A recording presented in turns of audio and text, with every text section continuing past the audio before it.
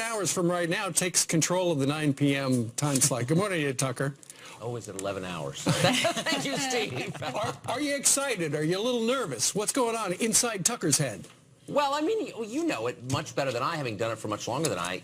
You're in your studio with the same cameraman, and it feels kind of the same, and it feels great. I mean, I'm trying to think about anything bigger than that. So yeah, I'm totally excited. Well, I'll be watching. We are. You did great in the dress rehearsal. It's 7 o'clock, so we're excited for you. All right, let's talk about what's happening in Washington today. Confirmation hearings all this week, I should say. Not today. They're starting tomorrow. So the Democrats are really upset. People are mad because they're saying that some of these folks haven't completed their ethics reviews, which means they fill out these forms of who they've given money to in the past, what their bank holdings are, that kind of thing. Democrats are saying we need to see that before we confirm these guys. What's your opinion? Yeah, I mean, that's a diversion. I mean, on its merits, it's a totally fair point. You ought to know who your cabinet secretaries are, and they ought to have gone through FBI background checks, and we ought to assess their ethics, et cetera. I mean, that's all legitimate, and those are long-standing traditions, of course. But this is really about Jeff Sessions. I mean, make no mistake at all. It's about the Attorney General, which is the most significant appointment the new president will make for a bunch of different reasons. And Jeff Sessions, of course, has been vetted. He's been in the Senate a long time. He's been in public life for more than 30 years.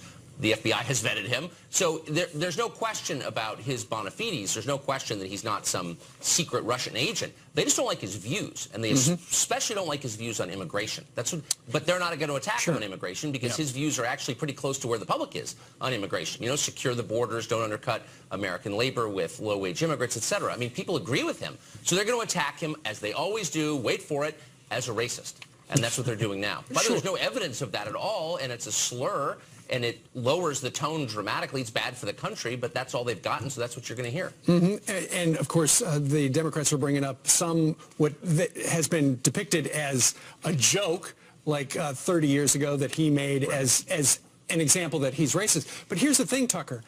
Because the Democrats changed the rules a number of years ago, all these guys are going to get through, and the Democrats have only themselves to blame. That's right. I mean, they just, of course, the Democrats changed the rule, and so you need a simple majority.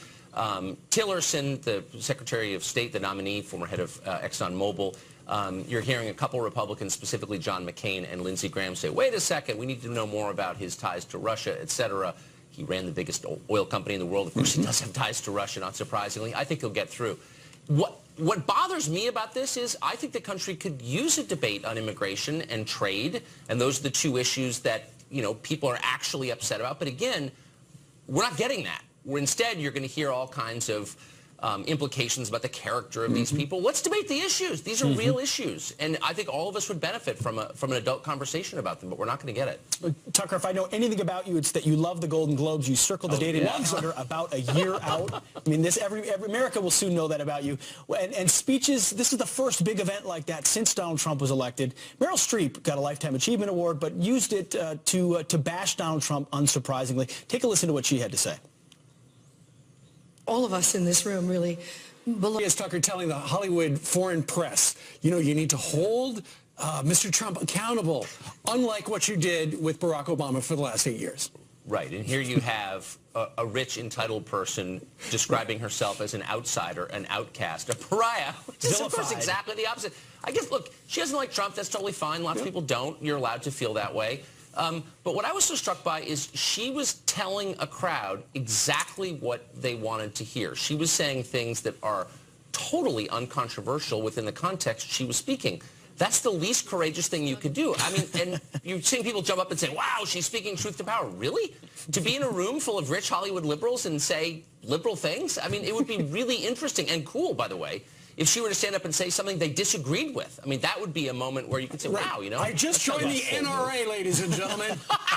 Exactly right. But it just annoys me, not even her political point of view, which I don't, you know, whatever, but it annoys me that she gets away with pretending to be some sort of outcast or outsider. I mean, she's literally the opposite of that. She's Meryl Streep. She's one of the most famous people in the world, one of the best paid people in the world. You're not an outsider. Please, you're not a victim. And when rich people get to describe themselves as victims, as the current president of the United States often does, I don't know, it devalues the term. Yeah, the media continues to be at it, not just at the Golden Globes, but also around what Donald Trump is accomplishing. We reported this morning that another car manufacturer deciding to build here in the United States as opposed to in Mexico, and that comes as a string of others have decided to do the same because of a friendly business climate. However, an outlet like AP, the Associated Press, has articles like this. I got to read a quote from one of their recent articles that says, "It hits us like a bucket of cold water." He's talking about Mexico here, Mexican workers. It hits them like cold water. The younger generation would be hurt most by cancellations like this. They were already dreaming of going there to that Ford plant that's moving from Mexico to the United States, and at the last minute, there's nothing. Yeah. So you've got fawning stories about the impact on Mexico without as much coverage of how it's Basically, they workers feel here. sorry for the Mexicans that are losing their jobs to Americans. Yeah. It's just, you know, it reminds me of like the sanctuary cities. Democrats are so worried about protecting the people in sanctuary cities. Meanwhile, what about the Americans that have the right to be here, like Kate Steinle, who was killed by one of these? You know, it's just like the wrong narrative, the wrong focus here. Well, of course. I'm glad they're finally admitting that there are losers in trade deals, though, that not everybody wins. I mean, look, we've had NAFTA for almost 25 years. You haven't seen 25 years of continuous coverage of the effect on American manufacturing because of NAFTA or any of our trade deals, right, at all. That's all sort of been ignored, and we've been told sort of endlessly this propaganda that we're all winning from this. Everybody's a beneficiary. And that's just a lie. I mean, you know, you could argue that maybe NAFTA was worth it, but you can't pretend that there was no cost to Americans, because there was, of course, and the press has ignored that. So for them to say, well, oh my gosh, all of a sudden we're discovering that there's a downside to a trade arrangement and Mexico is being hurt, I mean, it really is a parody. Now, Tucker, just while you were talking at the very conclusion, a banner popped up below your face. It shows you, Tucker Carlson Tonight, says you're moving to 9 p.m. Eastern starting tonight. We should point out that Brett Baer is going to have a 2-hour show from 6 to 8, then O'Reilly, then you. You're going to do some interviews. There will be confrontation. And this is new for primetime. You're actually going to do a half-hour of cooking, which I think is a very brave. Yeah. And where do you think I learned my skills, Steve, by the way? Fox and Friends. I trained under the best. That's exactly right. You are the new king. I don't know if our viewers can see it right now, but look at your face on the bottom and your pocket square. It looks like a crown on your head, and it fits. I mean, you're the king. Oh, it does. I can't see it, but thank you. Off to the side. You know what's great, though, Tucker? It's cool that Fox promotes within, and I'm really happy for you. I know we all are. You've really earned it. Well, they certainly do that, and they're the most. The I've worked a lot of places. This is the most supportive by far, no comparison. I agree with you. In the best way. And the mission statement of your show for folks who only watch Fox News Channel in the morning but could be watching at night is what? What's your message when you do your show? Well, I want to ask the questions that you would ask if you had the chance to ask them. You know, and not sucking up, but ask the sincere questions, not gotcha questions, not designed to hurt people or trip them up, but a sincere question, and then sort of press until you get the answer. Who's on tonight, Tucker? I can't tell you that. It's a secret all-star.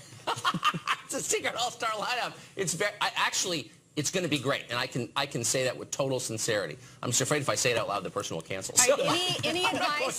Any advice from Martha? Because both of y'all did the mornings. You were weekend Fox and Friends. She's done the morning right after our show. She's going to 7. You're going to 9. What's your advice? Advice from Martha? Yeah. Oh, I would never. Martha is the most talented TV person.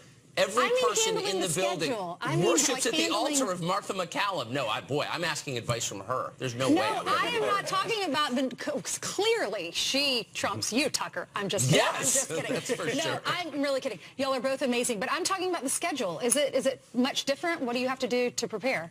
I think it's great. I mean, because you have all day. You can exercise. You can go to lunch. You can see your family, and you can think about it. No, I'm serious. You can think about it all day long. What do you do to exercise? He runs a lot. Run? You're a big Listen runner? to the Grateful Dead on the treadmill for a half hour. Nothing hard, trust me, as you can tell. You know, Tucker, the great thing about you is you're only going to do 1 hour, 9 o'clock at night. You could have a full-time job during the day. I know. I could be like a fireman. I may start installing tile or something. I may do that. Yeah, do 224s. That's very doable. doable. Janice is over there. Janice' husband's a firefighter. He'll teach you. All right. I love your tease for the show, too. All right. I can't tell you.